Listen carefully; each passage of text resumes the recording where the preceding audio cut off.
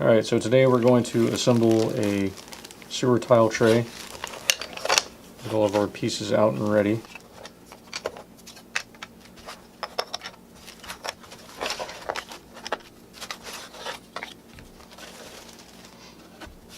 Now the bottom of the tray is labeled with sewers on the front, back on the back, celestial on the left, infernal on the right. So you'll want to find those pieces and lay them out where they go.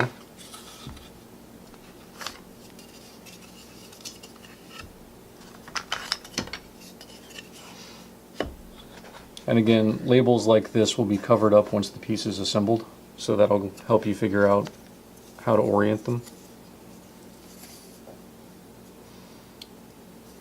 The B and the E are difficult to discern sometimes, but if you look at where the dividers are, you'll see that this is the E piece and not the B piece. And you can go ahead and slot that in. There's the B. There's A.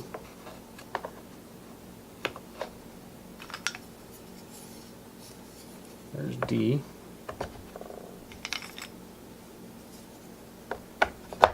C. F, and G. Now the smaller dividers can all go in after you're finished assembling the bulk of the box, with the exception of number 5, this piece. Because these two are so close together, one had to go low, which means it has to go under here. So you can go ahead and put that piece in there and the C divider on top of it.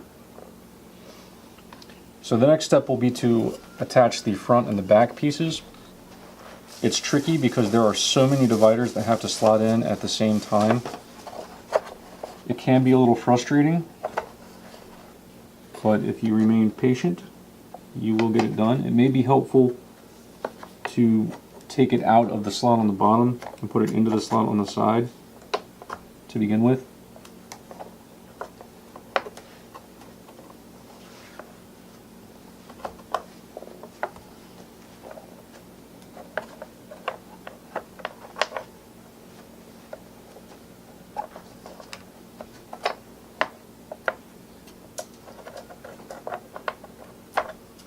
Depending on how you prefer to do things.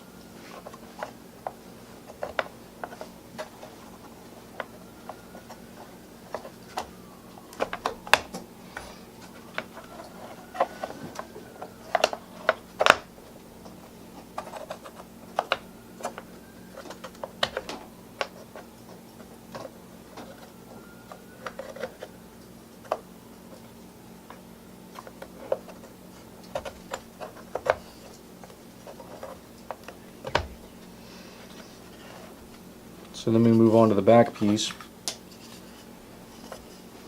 It's helpful to keep a little bit of pressure on the front to make sure that it doesn't come off while you're trying to do this. It can also be helpful to have a friend so that you can keep pressure on this and somebody else can line up the tabs.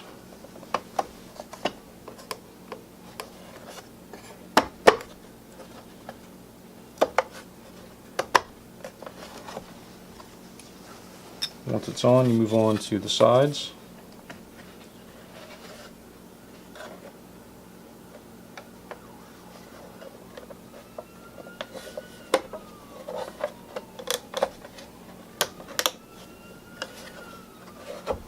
Sometimes the tabs are a little tighter than they should be simply because of the grain of the wood.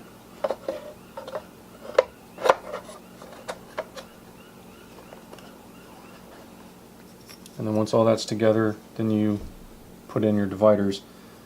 Again, they're labeled, and again the labels will be covered up once assembled. So this is labeled 2 here.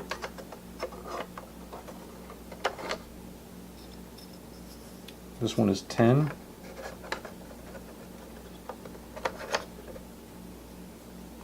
This one is 4 and it goes here. And this one is 8 and it goes here. So there it is assembled, and it's ready to be glued. I find it best to apply glue on the bottom and you may wish to do this before you put in your dividers because some of them may fall out, but if you glue here at the seams and where your dividers poke through, it will be quite strong.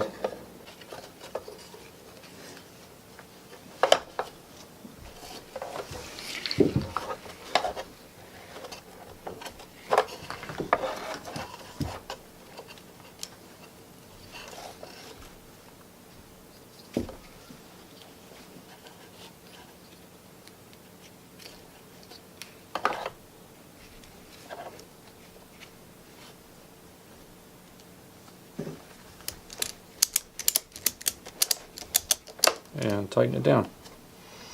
And again, if one of your sides is warped or something and it needs some pressure in the center, you can just put something between the box and the strap to push it in. And then once the glue is dried, it should be nice and square. So here's a completed tray loaded with the sewer tiles.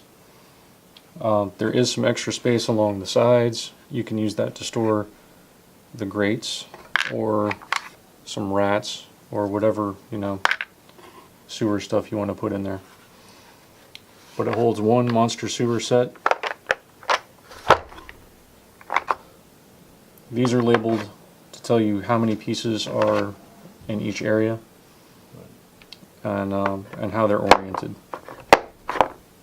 So that is one row of 10, whereas for the 1-inch pieces it is 2 rows of 7.